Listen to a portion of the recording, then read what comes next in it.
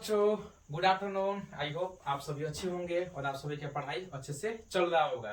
जैसे कि आपके भैया प्रिंस भैया चालू किए थे क्लास 10th के लिए, जो बच्चे 2026 में एग्जाम देंगे उसके लिए बिहार का टॉपर्स बैच। तो आइए, उसमें हम लोग चालू किए थे मैथ का चैप्टर त्रिकोणमिति, जिसमें प्रश्नावली 8.1 का आपको क्वेश्चन नंबर 7 तक मैंने डिटेल सोल्यूशन दे दिया है। और वो सोल्यूशन बेस्ट सोल्यूशन है पूरे यूट्यूब को, क्योंकि मैंने पूरा यूट्यूब को छान कर देख लिया है, वैसा आपको सोल्यूशन नहीं मिलेगा। तो आइए अपने सिलसिला में हम लोग आगे बढ़ते हैं। तो आज हम लोगों का टारगेट रहेगा क्वेश्चन नंबर 8 को अच्छे से क्लियर करते हैं। ठीक है बच्चों, आपके बोर्ड स्क्रीन पर क्वेश्चन नंबर 800 कर भी रहा होगा। चल आइए एक बार आपके साथ मैं क्वेश्चन पढ़ दे रहा हूँ। क्वेश्चन में दिया है, यदि 3 cot a बराबर 4, क्या दिया बच्चों? 3 cot a बराबर 4, तो जांच कीजिए कि 1 minus tan square A divided by 1 plus tan square A equal to cos square A minus sine square A है या नहीं। देखिए बच्चों, मेरे साथ आप क्वेश्चन पढ़ा कीजिए। आप मैथ बनाने से कुछ नहीं होगा, आप क्वेश्चन को पढ़ना भी सीखिए। तो आइए, जो क्वेश्चन का कंटेंट है आपके बोर्ड पर मैं लिख दे रहा हूँ। इस क्वेश्चन को आपको कैसे बनाना है, तो आप ऐसे पहले फॉर्मेट लिखिए यहाँ पे जो दिया है आपको। तो क्या दिया बच्चों?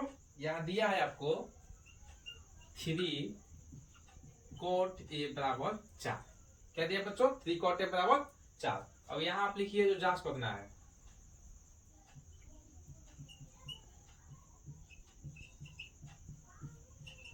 जांच करना है आपको। क्या जांच करना है? वो क्वेश्चन आप देखिए ध्यान से बोर्ड पे। क्वेश्चन आपको जांच करना है 1 माइनस tan स्क्वायर ए 1 प्लस tan स्क्वायर ए बराबर cos square A minus sine square.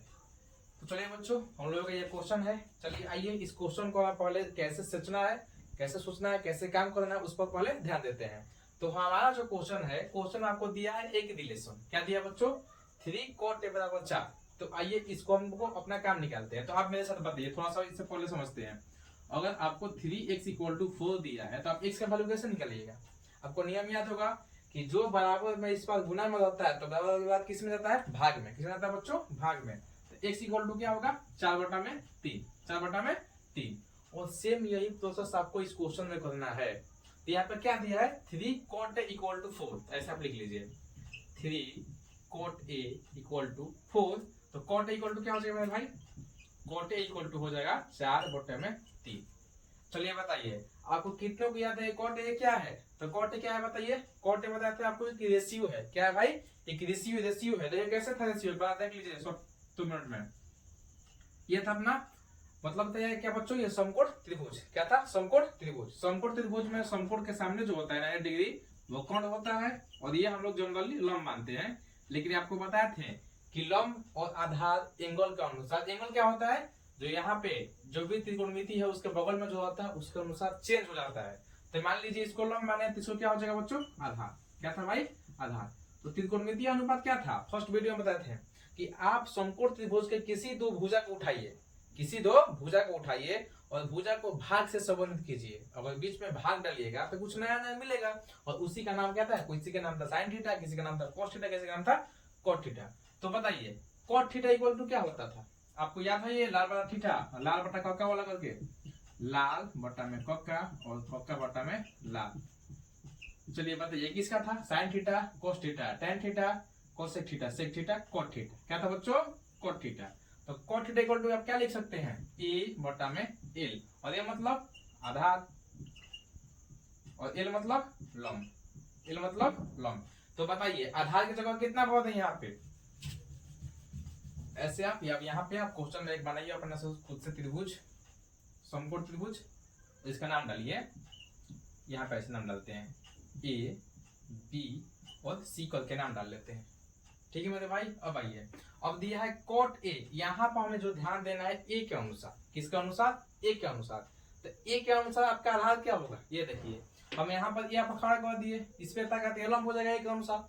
आधार क्या होगा? ये होगा। इसको पहले आप लिख लीजिए ऐसे। आधार ये हो गया आधार, ये हो गया कोण, और ये हो गया लंब। आधार कितना है आपका? 4। लंब कितना है बच्चों? 3। तो बताइए पाइथागोरस में आपको बताए थे कि किसी भी समकोण त्रिभुज में जब 2 भुजा दिया हो और तीसरे भुजा का मान निकालना हो, तो कौन सा थ्योरम लगता था? Pythagoras theorem. कौन सा थ्योरम? Pythagoras theorem. तो आइए अपना स्टेप नंबर 2 पर चलते हैं। तो यहाँ पे आप लिखिए ऐसे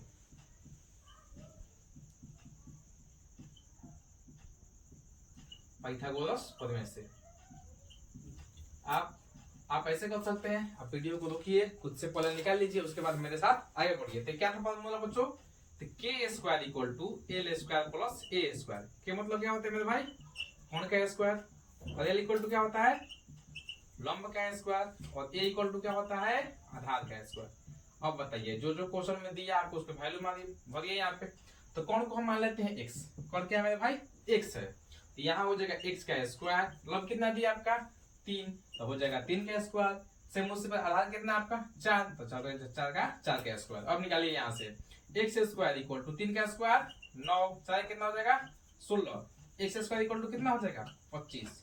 ये देखो हमारा जो बच्चों वैल्यू आया है एक्स स्क्वायर का, लेकिन हम लोगों को त्रिभुज में किसका काम है, एक्स का काम है ना, तो एक्स कैसे निकालेंगे, तो एक्स को जब इधर भेजेंगे तो इसे कितना आएगा, रूट में आ जाएगा 25, और एक्स का वैल्यू कितना आ जाएगा 5, कितना आ जाएगा बच्चों 5, एक्स का वैल्यू कितना आ गया भाई 5 आ गया इसमें। अब आइए हम लोगों का क्वेश्चन का फर्स्ट स्टेप ऐसे क्लियर हो गया।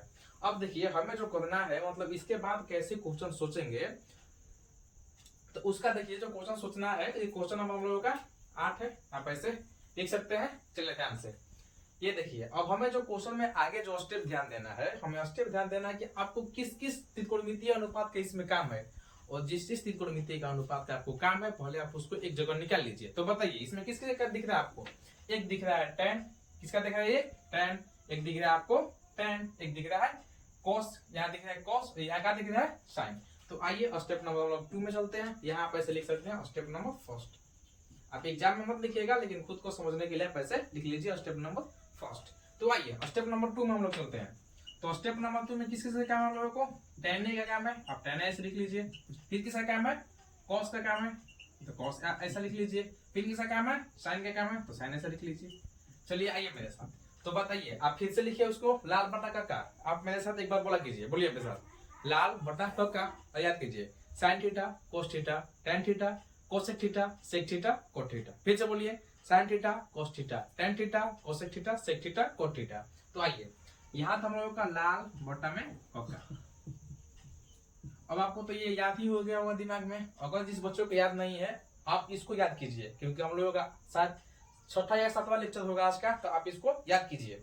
ये बताइए किसका था फर्स्ट रिलेशन sin थीटा, ये किसका था cos थीटा, ये किसका था tan, तो इसको लिखिए यहाँ पे, ये अपना sin थीटा, ये रहा cos थीटा, और ये रहा tan थीटा, क्या रहा भाई tan थीटा। तो tan a के जगह क्या लिख सकते हैं, l बटा में a, पहले आप लिख लीजिए l बटा में a, सेम उसी का cos इक्वल टू a बटा में k और l बटा में k। अब बताइए l को क्या बोलते थे हम लोग, लंब, l मतलब बच्चों लंब, और ये मतलब आधार, हो गया अपना आधार, सेम उसी प्रकार ये मतलब क्या था बच्चों आधार, और ये मतलब क्या था मेरे भाई कोण, l मतलब क्या था लंब, और क्या मतलब क्या था कोण। आप इतना करिए, लेकिन आप इसमें एक और स्टेप काम कीजिए। अब बताइए इस त्रिभुज के अनुसार बताइए इसमें लंब का भुजा जो है उसका नाम क्या है, तो नाम है आपका BC, क्या नाम है बच्चों BC। तो आप यहाँ लिखिए ऊपर BC बटा में AC, क्या था आपका नाम AC, ऐसे आप नाम लिखे कीजिए।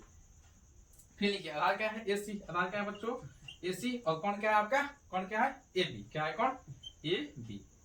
यहाँ भी आप थोड़ा सा समझ सकते हैं कि जब भी आपको कोई भुजा लिखना होगा तो इंग्लिश के अल्फाबेटिकल क्रम में पढ़िए, ऐसा नहीं कि BA लिखिए, पहले A आता है कि पहले B आता है, तो पहले A आता है तो पहले A लिखा कीजिए, उसके बाद B लिखा कीजिए। फिर देखिए लंब क्या है आपको BC, लंब क्या है BC, और कौन क्या है आपका AB, आप ऐसे लिख लीजिए और इसका वैल्यू बताइए BC कितना है 3, BC की जगह ऊपर रख दीजिए आप 3, AC कितना आपका AC कितना है 4, AC की जगह रख दीजिए आप 4। सेम उसी प्रकार यहाँ पे कितना आपको cos कितना है बच्चों, cos देखिए यहाँ पे AC कितना है, AC कितना आपको AC है 4, यहाँ पे लिख लीजिए आप 4, AB कितना आपको 5, ये रख दीजिए 5। सेम उसी प्रकार sin कितना आपको देखिए BC कितना है BC आपको 3, तो BC रख लीजिए 3, और AC कितना आपको 5, AC कितना है 5।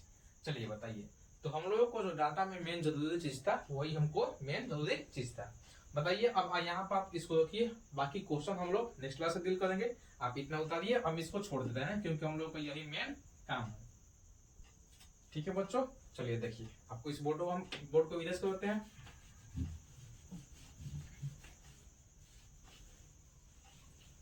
चलिए आप अब देखिए मेरे साथ, अब देखिए यहाँ पे हमको जो करना है बच्चों जांच करना है, क्या करना है मेरे भाई जांच करना है।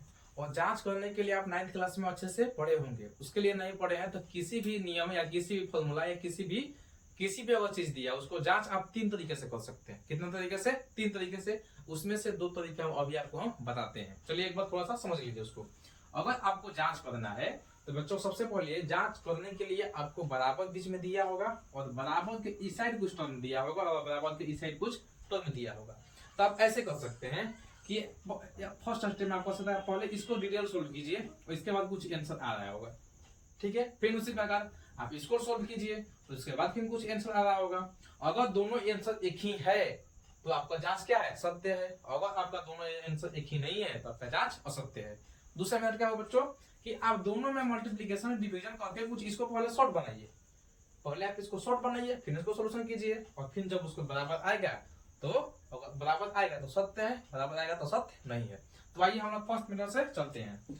अब क्या करना है, हमें जो जांच करना है उसको हम लोग वैल्यू पुटिंग करते हैं। तो बताइए यहाँ पे 1 - 10, 1 - 10। तो बताइए 10 की जगह क्या होगा हम लोगों का? 10 कितना वैल्यू दिया है? 3/4। तो 10 की जगह आप लिख सकते हैं 3/4। स्क्वायर दिया है तो बच्चों इसको स्क्वायर से मुझसे प्रकार नीचे क्या दिया है 1 + 10 के वैल्यू कितना है आपको 3/4। अब 3/4 के स्क्वायर लिख सकते हैं। अब इस दिए बराबर उसे दिए क्या दिया है cos का स्क्वायर। क्या दिया है? cos का स्क्वायर। उस टाइम आपको पता थे, एक बार इसको भी देख लो थोड़ा सा कि किसी भी आपको sin थीटा का अगर स्क्वायर करना है तो आप ऐसे नहीं कर सकते हैं कि sin थीटा और इसके स्क्वायर। क्यों नहीं कर सकते हैं? ये आपका गलत है। हम बताए थे उस टाइम कि जब भी आप स्क्वायर कीजिएगा, क्यूब कीजिएगा, फोर्थ कीजिएगा, आपको किस में करना है? केवल साइन लिख के ऐसे साइन का स्क्वायर क्यूब जो भी करना है आपको यहाँ करना है और थीटा अलग से लिखना है। क्योंकि बच्चों एंगल है, थीटा क्या है? एंगल है और एंगल का कभी स्क्वायर क्यूब नहीं होता, एंगल फिक्स रखता है। चलिए यहाँ पे तो cos स्क्वायर, cos कितना था आपका 4/5। आप इसको लिख सकते हैं 4/5 का स्क्वायर और माइनस साइन कितना था बच्चों 3/5, 3/5 के स्क्वायर। अब आपका ये हो गया सिंपल कैलकुलेशन। आप इस कैलकुलेशन को सोल्व कीजिए और हो जाएगा। अगर बराबर आएगा तो सत्य है, नहीं है तो असत्य है। चलिए इसको करते हैं हम लोग साथ में। क्या दिया है 1 - 3 कितना होगा 9 और कितना होगा 16। सेम उसी प्रकार 1 + 9/16। इसी प्रकार पर इधर चार कितना होगा 16 में कितना हो जाएगा 25। ये कितना होगा मेरे भाई 9/25। ठीक है, आइए इसको आगे करते हैं। इस देखिए यहाँ पर क्या छिपा है 1, यहाँ पर क्या है आपका 1। एलसीएम लीजिए पहले आप ऊपर। एलसीएम लीजिए कितना हो जाएगा 16 और 1 में 16 में कितना होगा 16। 16 माइनस में 9 सेम उसी प्रकार 16 प्लस में 9 डिवाइडेड बाई 16। चलिए इधर आइए, यहाँ पे कितना हो जाएगा एलसीएम होगा आपका 25 और हो जाएगा 16 माइनस में 9। आई होप बच्चों आपको ये समझ में आ रहा होगा। अगर जिस बच्चे का ये सिंपल कैलकुलेशन नहीं समझ में आ रहा है तो उसके लिए आप कमेंट करिएगा, उसके लिए मैं अलग से वीडियो ला दूंगा। ठीक है, अब आइए ये देखिए 16 से 16 कट जाएगा, 16 से 16 कट जाएगा। अब इसमें घटाइए 16 में 16 कितना है बच्चों, कितना है बताइए 7।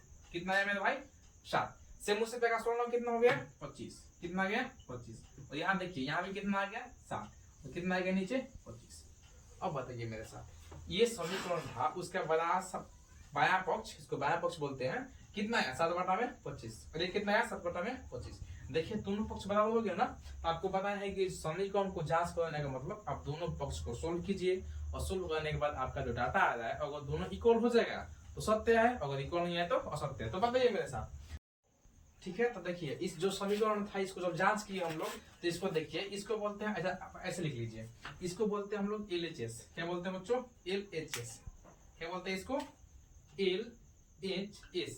सही इसको क्या बोलते हैं RHS। चलिए देख लीजिए, आप ऐसे लिख लीजिए क्योंकि आपको फर्स्ट टाइम इस चैप्टर में और इस अध्याय में और इस सेशन में हम लोग फर्स्ट टाइम LHS शब्द जाने हैं तो उसके बाद में कुछ जान लेते हैं। तो आप ऐसे लिख सकते हैं LHS का मतलब होता है लेफ्ट हैंड साइड और RHS का मतलब होता है आपको राइट हैंड साइड।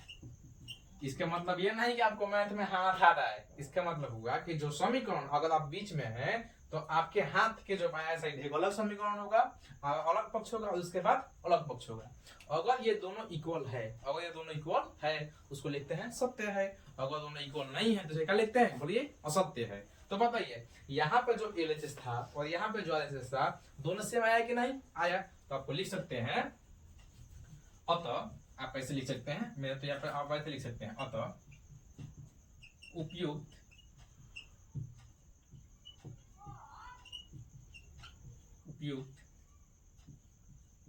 समीकरण के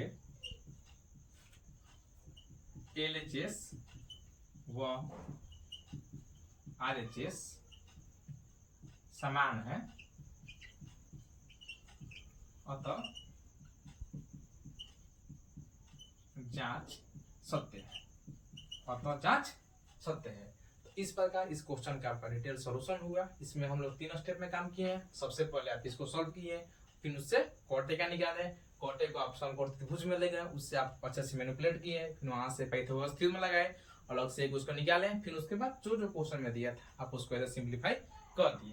तो ये आपका क्वेश्चन नंबर 8 का डिटेल सॉल्यूशन हो गया। ठीक है बच्चों, आप इसको अच्छे से इरेज कीजिए। इसके बाद आपका स्क्रीन पर क्वेश्चन नंबर 9 शो होगा। ठीक है, आप इसको उतारिए।